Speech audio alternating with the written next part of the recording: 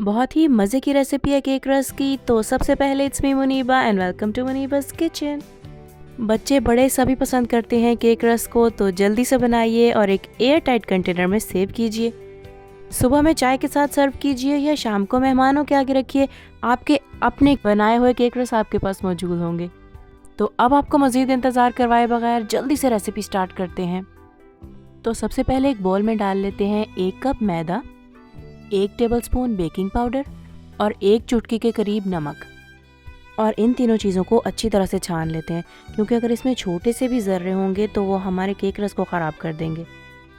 ये हो गए हमारे ड्राई इंग्रेडिएंट्स, इनको रखते हैं एक साइड पे और आ जाते हैं अपने वेट इंग्रेडिएंट्स की तरफ, जिसके लिए मैं लूँगी आधा कप रूम टेम्परेचर बटर और 1 कप आइसिंग शुगर, या आप इसे पाउडर शुगर भी कह सकते हैं। रूम टेम्परेचर बटर मैंने इसलिए कहा है क्योंकि हमें बटर की दरमियानी फॉर्म चाहिए, ना बहुत ज़्यादा मेल्ट हुआ हुआ और ना हार्ड।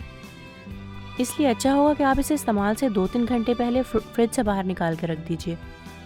और इन केक रस का कलर कुछ येलोइश सा होता है, तो आप इसमें ऐड कर दीजिए तकरीबन 2 टीस्पून येलो फूड कलर। मेरे पास लिक्विड कलर्स हैं तो मैं वो यूज़ कर रही हूँ। आप ऐड कर दीजिए वो जो आप राइस में डालते हैं जर्दे का रंग, आप वो कुछ ऐड कर लीजिएगा। नेक्स्ट ले लेते हैं 3 अंडे, लेकिन एक साथ नहीं जाएंगे, इन्हें एक एक करके हम ऐड करते जाते हैं अपने मिक्सचर में। तो ये हो गए जी हमारे वेट इंग्रेडिएंट्स। इनको अच्छी तरह से 2 से 3 मिनट के लिए मिक्स कर लीजिए और फिर ऐड करते हैं इसमें अपने dry ingredients. Hand mixer use कर लीजिए या मशीन, लेकिन देखिएगा ओवर मिक्सिंग मत कीजिएगा। और अगर आप भी अपने रस को चाय में डिप करके खाना पसंद करते हैं तो कमेंट्स में ज़रूर लिखिएगा, क्योंकि मैं तो भाई ऐसे ही खाती हूँ। अब मैं ले रही हूँ एक 9 इंच स्क्वायर पैन और इसके चारों साइड्स पे बटर लगा लेते हैं ताकि ये चिपके नहीं, और बेस में बिछा लेते हैं एक पार्चमेंट पेपर, बटर पेपर।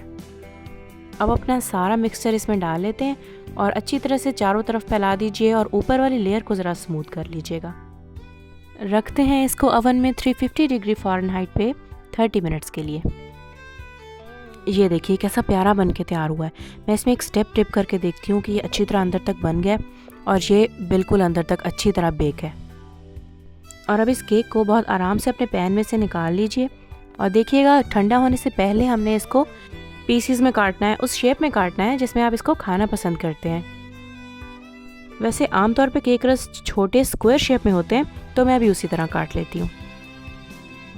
तो अब मुझे चाहिए एक बड़ी ट्रे और इसमें लगा लेते हैं अपना पार्चमेंट पेपर और सारे के सारे केक रस हम उसमें रख देते हैं, क्योंकि ये सब एक बार फिर जाएंगे ओवन में, इस बार 300 डिग्री फ़ारेनहाइट पे 15 मिनट्स के लिए।